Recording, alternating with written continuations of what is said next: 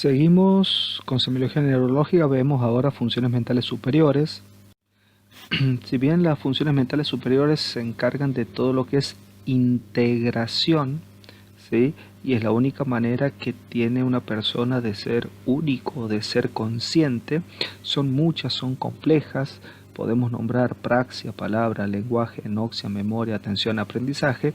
Hoy son patrimonio de una especialidad médica, así que vamos a ver solamente en esta ocasión praxia y lenguaje. Empecemos con praxia. Es la facultad de cumplir en forma automática ciertos movimientos habituales con un fin determinado. El movimiento debe tener un fin, el paciente debe conocer para qué sirve, como peinarse, saludar, ¿sí? Y estos actos psicomotores se llaman gestos.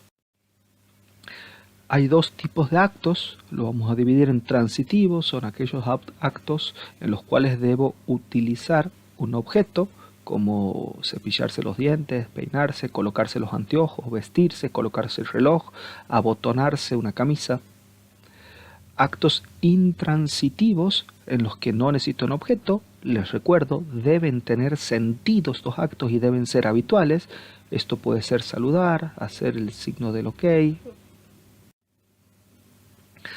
Y para lograr un acto práctico adecuado o para estudiar la práctica, ¿sí? Los actos simples están compuestos por actos aún más simples que deben ser realizados en forma ordenada para lograr el movimiento y cumplirlo en etapas ordenadas.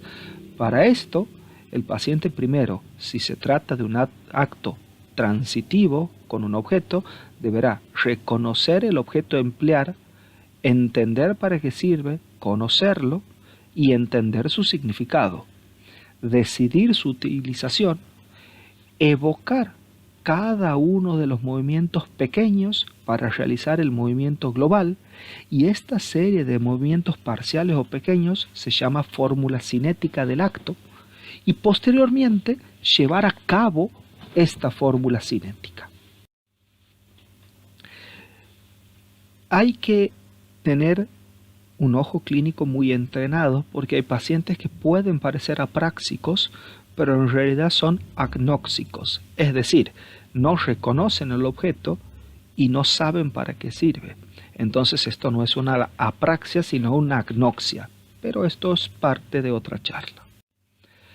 ¿Cómo funciona el esquema de la praxia? Y podemos entenderlo según el esquema de Fox, ¿sí? Aquí la zona A es lo que llamamos parte nóxica, es donde se evoca la fórmula cinética en los pacientes eupráxico o centroeupráxico, es decir, hay que reconocer primero, ¿sí?, lo que quiero hacer o el objeto a utilizar. Tenemos el centro motor, ¿sí?, porque la praxia implica un acto motor, el centro motor derecho e izquierdo, ¿sí? Si uno genera una lesión a nivel del cuerpo calloso, podrá haber una praxia idiomotriz izquierda. Si hay una lesión parietal izquierda, podrá haber una praxia idiomotriz global. Y si tengo una lesión temporal izquierda, habrá apraxia ideatoria. Entonces, la apraxia tiene asiento sobre el hemisferio cerebral izquierdo y posee dos áreas aquí que nombramos. El área nóxica, donde debemos reconocer el objeto, que la tenemos como zona o área A, ¿sí?, que asienta en la región temporopliegue curvo, y la encargada de la fórmula cinética, ¿sí?, que es un área que se va a encargar de ordenar todos los actos motores a realizar, que está en la zona parieto-pliegue curvo. Al activar la zona A o la zona nóxica, se pone en marcha la fórmula que evoca la fórmula cinética, la A'. Y de aquí va a partir información a dos centros motores, que ya son áreas rolándicas. La zona B, ¿sí?, del lado izquierdo, y a través del cuerpo calloso la zona C del lado derecho, que van a ser las áreas motoras encargadas de ejecutar los movimientos. Entonces podemos decir que a partir de todo esto, que la praxia se puede dar por cualquier lesión de alguno de estos centros que acabamos de mencionar. ¿Cómo exploramos un paciente o la praxia de un paciente? Se le pide que realice un movimiento intransitivo sin objeto que tenga sentido, como persignarse o hacer un saludo militar. Le pedimos que haga un movimiento transitivo con objeto, por ejemplo, sacarse los anteojos, sacarse el reloj, abotonarse la camisa, y le pedimos que haga un movimiento imitativo, que haga lo mismo que el explorador. Esto es por si el paciente está, por ejemplo, afásico, que sepamos que puede imitar, siempre teniendo en cuenta que deben ser movimientos con sentido. ¿Qué podemos ver en la observación? Aquí, por ejemplo, damos el ejemplo de un paciente que toma un cigarro y lo enciende con una caja de fósforos. Para lograr hacer esto, un paciente con praxia normal debe tomar la caja de fósforos, abrirla, extraer un fósforo, frotar el fósforo y encender el cigarro. Estos son los pequeños pasos, fórmula cinética, para lograr el movimiento global. ¿Sí? Si hay una alteración de la praxia, se puede observar varias cosas. Primero, que directamente la persona agarra la cajita de fósforos y no sabe qué hacer y no continúa. O que empieza por las últimas etapas, toma primero el cigarro pero no lo enciende. O podemos ver, ¿sí?, que se prolongan algunas etapas y esto se llama perseveración, cuando se queda estancado en una etapa y esta se prolonga. Esta perseveración puede ser tónica, es decir, quedar atrapado en una etapa, por ejemplo, frotar el fósforo, frotar y no poder avanzar, ¿sí? O perseveración clónica, ¿sí?, cuando repite etapas anteriores, o perseveración intencional. Entonces hay varias formas donde el paciente puede no avanzar, ¿sí? Y uno lo puede ver como que el paciente está distraído o parece torpe. El paciente directamente toma un objeto y hace cualquier cosa con el objeto que no tiene mucho sentido con el acto o para lograr el acto, por ejemplo, tomar un fósforo e intentar escribir. O realiza totalmente movimientos incoherentes que ni siquiera se acercan al acto que quiere lograr. Con respecto a los movimientos intransitivos sin objeto, le vamos a pedir que haga cualquier seña que nosotros conozcamos y que tenga sentido. Los movimientos transitivos más simples, bueno, que se cepille los dientes, pero no siempre tenemos esto disponible, pero sí le podemos pedir que se peine, o más fácil aún, ¿sí?, que se ate las zapatillas, que se saque y se coloque el reloj, que se saque y se coloque los anteojos, que se desabotone y se abotone un botón de la camisa, ¿sí? Estos juegos que uno los conoce, ¿sí?, para niños, son juegos, ¿sí?, para habilidades prácticas. Existe lo que se llama apraxia del vestido, son pacientes que no logran, ¿sí?, colocarse la ropa. Y movimientos imitativos con algún sentido, les vuelvo a decir, ¿sí?, por si el paciente tiene, por ejemplo, una afasia y no comprende totalmente lo que le estamos diciendo. Entonces, la praxia, hay imposibilidad de realizar estos movimientos o actos finos, pero primero debo descartar lesión motora, debo descartar trastorno cognitivo tipo demencia y debo descartar agnoxia. Por eso el estudio de la praxia se hace después de ver que el paciente tenga motilidad normal. Entonces, hay dos tipos de apraxias que tenemos que conocer ahora en semiología. Hay muchas más, pero vamos a empezar por estas dos. La primera es la apraxia motriz. Este paciente tiene una clara representación de lo que quiere hacer. Tiene su fórmula cinética ordenada. Tiene todo muy claro y ordenado lo que quiere hacer, ¿sí? Si le pedimos que tome un vaso de agua, ¿sí?, vamos a ver que el paciente lleva su mano por encima del vaso, pero no lo toma. Es decir, el apráxico motriz suele confundirse con afiasas porque pareciera no entender, ¿sí? Esto se puede ver en lesiones del lóbulo frontal. Quizás se puede entender la apraxia motriz si le pidiéramos al paciente que explique lo que le pasa. Un paciente apráxico motriz diría: yo sé claramente lo que tengo que hacer, sé cómo hacerlo, pero cuando voy a ejecutarlo, pareciera que las manos no me responden. Entonces el paciente se siente torpe, sabe qué quiere hacer, sabe cómo hacerlo, tiene buena motricidad, no tiene una alteración motora, pero cuando quiere hacer el acto, directamente parece torpe. Esto es lo que expresaría una apraxia motriz. La otra apraxia que vamos a conocer es la ideatoria. En este caso, el paciente no tiene clara su fórmula cinética, no sabe lo que tiene que hacer. Si le pedimos que prenda un cigarro, vamos a ver que con el fósforo hace como si fumara o hace como si escribiera. Es decir, el paciente, ¿sí?, parece totalmente distraído y es muy común ver que queda trabado en alguna etapa, lo que llamamos perseveración. Esto puede verse en lesiones parietales o a nivel del giro supramarginales.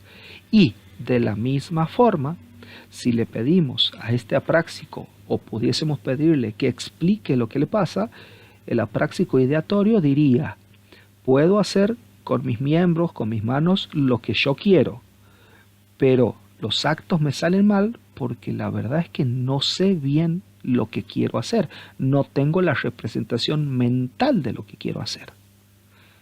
Entonces, como ven, un apráxico ideatorio y un apráxico motriz son diferentes. Por supuesto, existe la apraxia mixta o idiomotriz, ¿sí?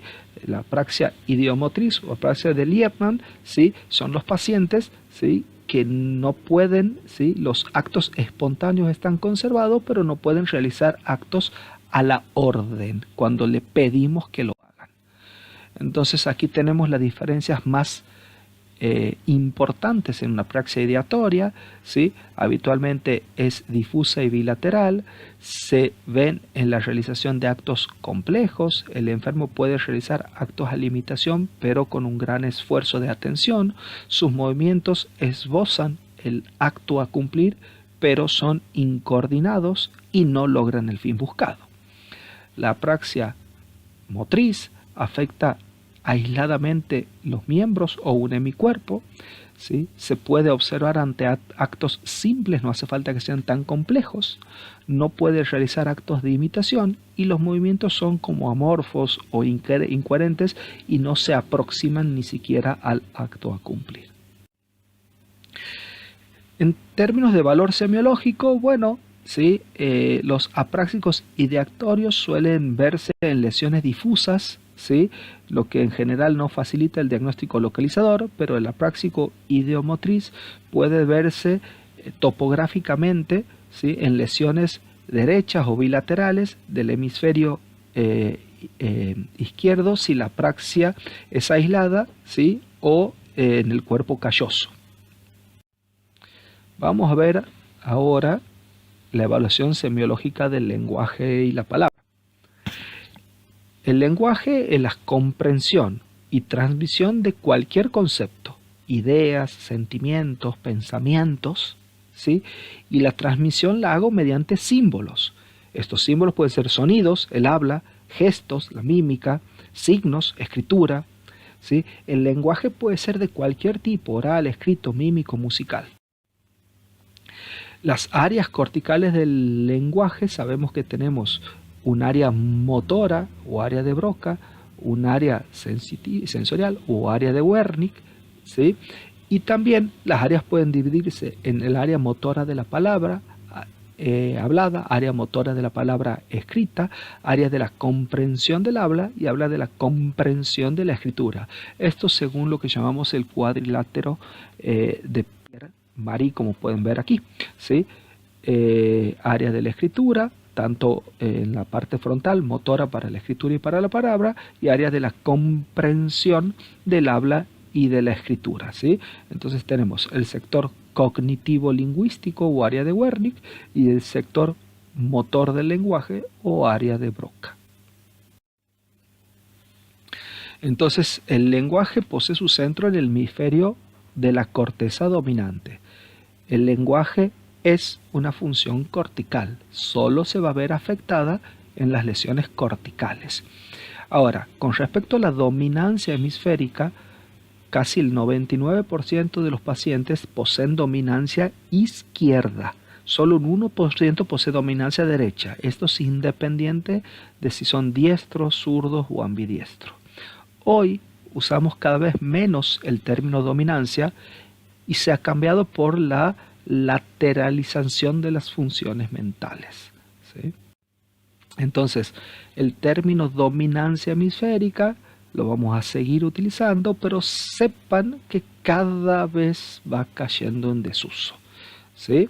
Entonces, con respecto a esto, el lóbulo temporal posterior izquierdo es habitualmente más grande que el derecho al nacer, la mitad izquierda comienza a utilizarse más que la derecha y en adelante, debido a tendencia a dirigir la atención a esto, se desarrolla más rápido, aprende más y por eso es que es más común, casi más del 99% de las personas tienen dominancia izquierda, normalmente, ¿sí? El hemisferio izquierdo es el hemisferio racional, está el raciocinio, el lenguaje oral y escrito, la habilidad científica, la habilidad numérica. En el hemisferio derecho está lo emocional, intuición, imaginación, sentido artístico, musicalidad, percepción tridimensional. O sea, cada hemisferio tiene función y no podemos decir que uno es más importante que el otro, ¿sí? Entonces hoy se habla de especialización complementaria de los hemisferios, donde un hemisferio se encarga de la parte analítica, al cual le llaman hemisferio calificador, y otro de las relaciones visoespaciales, al cual le llaman hemisferio de representación o identificación. El hemisferio calificador es el que habitualmente se ocupa del lenguaje. Las lesiones del hemisferio calificador, donde asiente el lenguaje, ¿sí? Pueden relacionarse con otros trastornos, ¿sí? Cuando las lesiones son del hemisferio de representación, el que llamamos subdominante, pueden aparecer agnoxias, ¿sí? Negligencias o heminegligencias. El hemisferio izquierdo, dijimos que habitualmente es el que se encarga del lenguaje, procesos motores finos y cálculo, y el hemisferio derecho, el que llamamos subdominante, suele especializarse en 4 áreas concretas: tareas perceptuales no lingüísticas, sobre todo visoespaciales, distribución espacial de la atención, comportamiento emocional y aspectos paralingüísticos, por ejemplo, el tono emocional del lenguaje o expresión facial que acompaña al lenguaje. Entonces queda claro que el lenguaje es una función cerebral superior, tiene asiento cortical y el habla es el elemento que usamos para transmitir el lenguaje. El habla es una función periférica, el lenguaje es una función central. Entonces, la palabra es nada más que un elemento del lenguaje, es decir, el paciente puede tener lenguaje, transmite ideas, transmite pensamientos, y esto lo hace mediante la palabra. Pero si no puedo hablar porque tengo un mutismo, puedo transmitir ideas o pensamientos mediante la escritura, y no perdí el lenguaje. Y si no puedo ni hablar ni escribir, poder transmitir ideas y pensamientos mediante la pintura, mediante la música, y no perdí el lenguaje. Entonces, el lenguaje se va a valer de diferentes elementos periféricos, palabra o habla, escritura, sonidos, gestualidad, para transmitir una idea. Entonces, lenguaje es una cosa y la palabra o habla es solo un elemento que usa el lenguaje para poder transmitir. ¿sí? Entonces, el estudio de la palabra, ¿sí? Vamos a estudiar el centro del lenguaje, cerebelo, ganglios de la base, fonación, articulación de la palabra. Uno debe entender que cuando estudio palabra o habla, tiene que ver con la respiración, la fonación, la resonancia de la voz, la prosodia que vamos a ver que es y la articulación de la palabra. Y esto tiene que ver con funciones neurales con algunos pares craneales como ya explicamos. Entonces, ¿cómo estudiamos la palabra? Básicamente escuchamos hablar al paciente y si queremos hacer un análisis más profundo le podemos decir que diga algunas cosas que sean símil trabalenguas, artillero de artillería, predominantemente predominante. Bueno, construcciones verbales complejas donde el paciente debe articular, ¿sí?, bien las palabras. Vamos a decir que un habla normal tiene una fluidez verbal cercana a 120 palabras por minuto. Y uno dice que un paciente tiene una fluidez verbal cuando habla sin pausa, sin dificultad y sin estar buscando las palabras. Un habla hiperfluente tiene más de 120 palabras por minuto. Un habla poco fluente tiene menos de 80 palabras por minuto. La fluidez verbal tiene su máxima expresión, ¿sí?, en baja fluidez cuando tengo lenguaje telegráfico, lenguaje monosilábico o incluso llego al mutismo.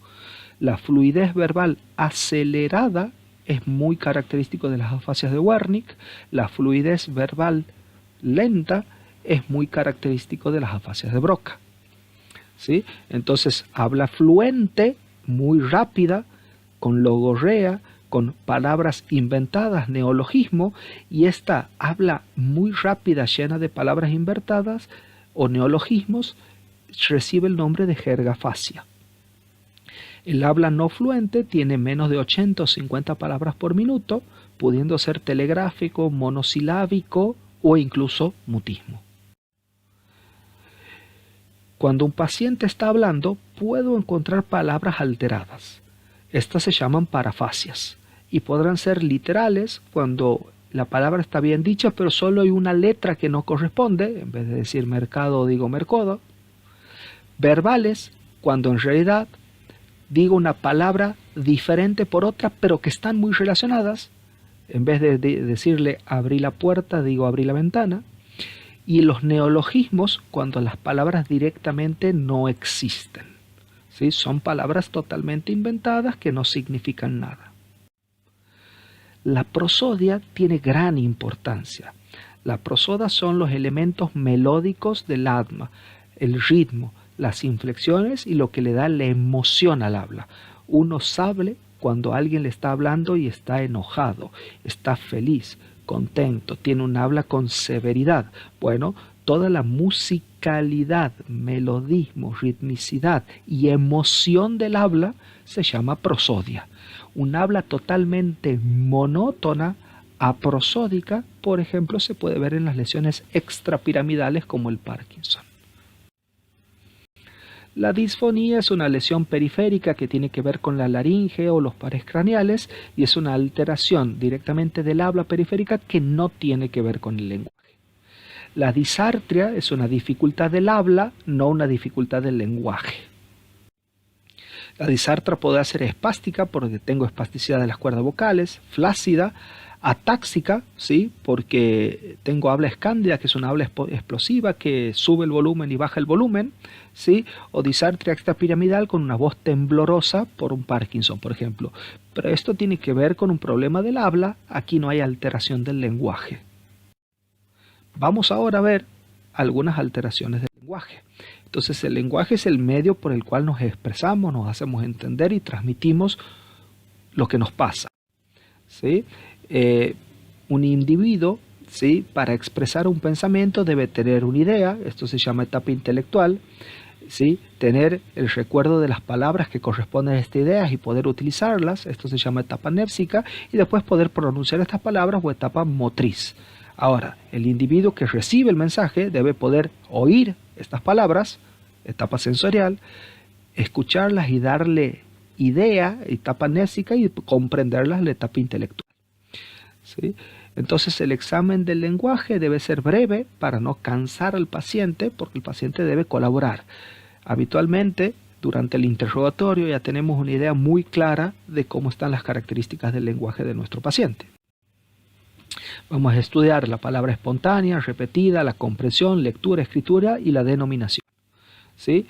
Palabra espontánea y repetida. Vemos cómo habla nuestro paciente y le pedimos que repita lo que le decimos, ¿sí? Y le pedimos que nombre cosas.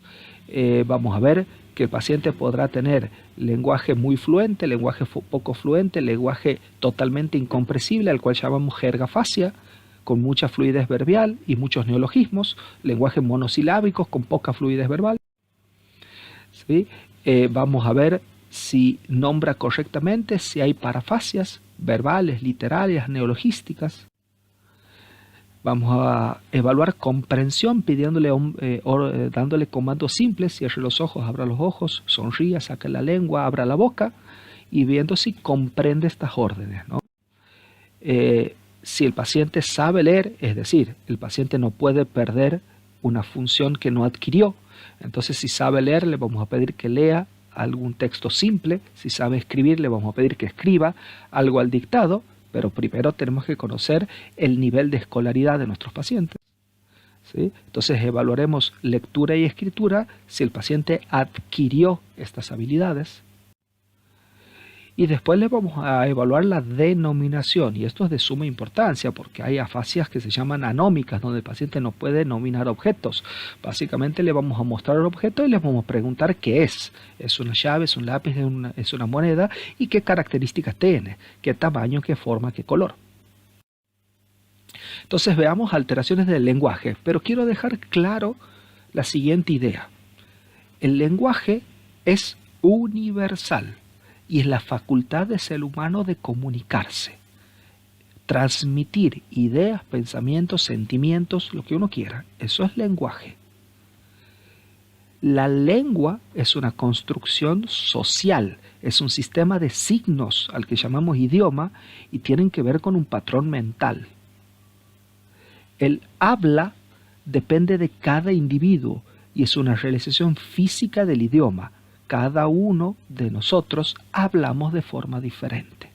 Entonces, lenguaje, lengua y habla son situaciones diferentes. Y de estas, la única que es una función mental superior es el lenguaje. El resto son elementos periféricos que el lenguaje utiliza como instrumento. El lenguaje no se desarrolla al azar, es decir, hay un desarrollo evolutivo y la pérdida del lenguaje se hace en forma involutiva, exactamente a la inversa que de lo que aprendí. Es decir, ¿sí? Si primero tengo lenguaje mímico, un bebé, después tengo lenguaje con algunos sonidos, el llanto, adquiero palabras, después las palabras se van haciendo más complejas, adquiero lectura, escritura, y posteriormente tengo un accidente cerebrovascular, lo primero que voy a perder es la lectoescritura y después el lenguaje hablado, ¿sí? Y seguramente el lenguaje mímico o la expresión no lo pierda nunca, pero bueno, hay una involución exactamente a la inversa de lo que se aprendió. Entonces, en base a esto se desarrolló la teoría de Wadman, ¿sí? O la ley de Ribot, donde dice lo primero que se pierde es lo último que se aprende. ¿Sí? Entonces el paciente probablemente pierda lectura, pierda escritura, si aprendió música o aprendió a pintar, tenga imposibilidad de leer música o de interpretar pinturas, pero difícilmente pierda el lenguaje mímico, que es el lenguaje más primitivo. Entonces los niños, ¿sí?, van adquiriendo el sistema de lenguaje en muy poco tiempo. En 2 o 3 años los niños ya tienen diferencias sociales y culturales en términos de lenguaje, ¿sí? Y va madurando su sistema nervioso y más o menos a los 7 años el niño tiene el lenguaje totalmente adquirido, solamente va a ir adquiriendo más vocablos, ¿sí? Afasia es la pérdida o alteración de la capacidad de comprender o producir el lenguaje. Se debe a lesiones encefálicas, ¿sí?, por lo que podemos decir que es una asimbolia del código verbal o escrito, por una lesión encefálica focal y una lesión encefálica focal. Debe tener estas tres características. Debe haber ancimbolia, debe haber lesión encefálica y debe estar localizada en algún centro del lenguaje. Las afasias se pueden dividir en forma simple o, para simplificarlas, afasia predominantemente de Broca o expresiva o motora, predominantemente de Wernicke, receptiva o sensorial, o afasia de conducción mixta o anómica. Afasia de Broca. Aquí la lesión está en el área de Broca, área motora, y es una afasia que suele coexistir con una hemiplegia, ¿sí? Habitualmente hemiplegia derecha, porque dijimos que la mayor parte de los pacientes tienen dominancia izquierda, entonces mi paciente tuvo un ACV izquierdo, comprometió la corteza, tiene una plejía o paresia del lado, ¿sí?, derecho, que coexiste con una afasia. Es una afasia no fluente, hablan pocas palabras por minuto, suele haber alteración de la escritura, suele haber algunas parafasias. La comprensión suele estar normal o levemente alterada, pero cuando uno le da órdenes simples las comprendes, ¿sí? Pero no logra expresarse. Imagínense la inmensa ansiedad y angustia de este paciente. Sabe lo que quiere decir, sabe qué quiere decir, pero no puede expresarlo y comprende perfectamente lo que le decimos. Habla poco, no encuentra las palabras, ¿sí?, y no encuentra la forma de expresarse, por lo que este paciente está severamente angustiado. La afasia de Wernicke, ¿sí?, aquí el paciente no comprende. Hay incomprensión de la palabra escrita o hablada. El habla es muy fluente. Este paciente habla, pero no se entiende. Tiene logorrea, llena de parafasias neologísticas, palabras invertidas. El habla fluente, llena de logorreas, genera un habla incomprensible al que llamamos jergafasia. Pareciera que nos hablara en otro idioma. Entonces habla mucho, pero este paciente no se muestra angustiado. ¿Por qué? Y porque la verdad es que no se da cuenta mucho y pareciera que no tiene ningún problema con esta habla fluente. No logra repetir, no logra denominar, no logra leer. La afasia de conducción se da por lesión del fascículo arcuato, ¿sí?, que conecta ambos centros, y esta paciente se caracteriza por dos cosas importantes, ¿sí? La comprensión y la expresión del lenguaje están normal, pero levemente alterados, entonces puede haber dificultad para denominar, no logra nombrar objetos cuando uno le muestra algo y le pregunta ¿qué es esto? Y el uso de circunloquios, es decir, si uno le muestra un objeto, el paciente le va a decir eso es eso que sirve para escribir, eso que sirve para pintar, pero no logra decir lápiz. Resumen sobre afasias. Afasia de Broca tiene un habla no fluente, no logra repetir oraciones, pero comprende, ¿sí? Logra denominar algún objeto y puede tener una hemiparesia, ¿sí?, lesión del área de Broca. La afasia de Wernicke tiene el habla muy fluente, ¿sí?, no logra, ¿sí?, repetir oraciones, no logra comprender, no logra denominar objetos y puede existir con una hemianopsia homónima derecha. Las afasias de conducción, ¿sí?, o estas por lesión del fascículo arcuato, el habla suele ser fluente, no logran repetir oraciones, comprenden, no logran denominar objetos y puede haber una hipoestesia derecha y puede haber apraxia. La afasia global es no fluente, no logran repetir oraciones, no comprenden, no logran denominar objetos y puede haber una hemiparesia derecha o hemianopsia homónima derecha, lesión frontotemporoparietal. La afasia anómica es fluente, puede repetir oraciones pero con dificultad para denominar objetos, comprenden, ¿sí?, y la denominación es lo que está muy deteriorada. Estos son lesiones del gyrus angularis.